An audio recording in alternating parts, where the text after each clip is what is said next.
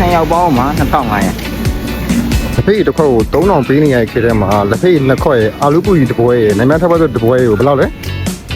2ယောက်ပေါင်းမှာ2500ဟုတ်ပါတယ်2ယောက်ပေါင်းမှာ2500တဲ့ပါကျွန်တော်ဒီနေ့မြို့လေးကိုရောက်တော့မြန်မာကျင်ငါဝင်းဟိုတယ်မြဆောင်ထူကရွှေအေးချင်းဆိုတဲ့လက်ဖေးဆိုင်ကိုထမ်းလိုက်ပါတယ် sorry မြန်မာကျင်ငါဝင်းတင်မောလုပ်ငန်းမြဆောင်ထူပါကျင်ငါဝင်းဟိုတယ်မဟုတ်ပါဘူး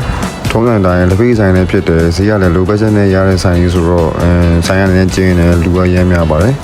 ကျွန်တော်တို့ရောက်မှာတော့ပုံမှန်ရယ်ပေါ်စိတ်ရယ်အာလူပူရီတစ်ပွဲရယ်အာလူပူရီက3ချက်တော့ပါနော်ပြီးတော့900တဲ့နာမည်ထုတ်ပတ်တုတ်လေးရယ်လက်ဖေးဆိုင်ရမပေါအောင်ဖြစ်ရင်းနှီးချမ်းလေးရယ်900တဲ့နာမည်ထုတ်ပတ်တုတ်ကတော့တကယ်ကိုတန်ပါတယ်တခြားနေရာမှာ1500 2000ရောင်းတဲ့ပုံစံကိုဒီမှာ900တဲ့နဲ့ပုံစံတူစားရမှာဗျာပိုတော့ကောင်းသေးတယ်ပြောရမှာဆိုရင်900တဲ့ဆိုပြီးဘယ်နေရာမှာမှညံ့နေရမရှိဘူးစားလို့တော်တော်ကောင်းတယ်အဆင်ပြေရပါဗျာစားလို့ကောင်းတယ်ဆိုတော့စားလို့အဆင်ပြေတယ်တန်ပါတယ်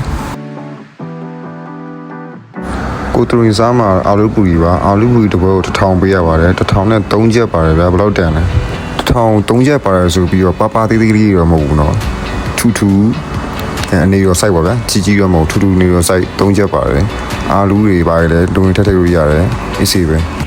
လက်ဖက်ရည်ပုံမှန်လေးကဆိုရင်တော့ဖြင့်တောက်လို့အဆင်ပြေပါတယ်သူများရည်ပြောနေကြခြင်းလက်ဖက်ရည်တွေပါရှောက်ပြောနေကြကျွန်တော်တော့ကြိုက်ပါတယ်အဆင်ပြေပါတယ်2000က3000 5000 6000အဲ့လောက်ပေးရမှလက်ဖက်ရည်လို့ထင်ညောလည်းမတက်နိုင်ဘူးတစ်ခွက်900ပေးရရင်ပဲ900ပေးရတဲ့တော့တာပါတယ်ပြောမှဆိုရင်တော့အခု2026မှာပုံမှန်ကျွန်တော်တို့2ယောက်စားတဲ့ပွန်ရှင်း၄မျိုးကို1000နဲ့1000ခွဲချရှိပါတယ်ရှိနိုင်ပါတယ်အဲ့တော့ဒီနေ့မှာကျွန်တော်တို့2ယောက်က2500နဲ့စားခဲ့တာပါဗီဒီယိုလေးရတော့ပါပဲတက်တာပါ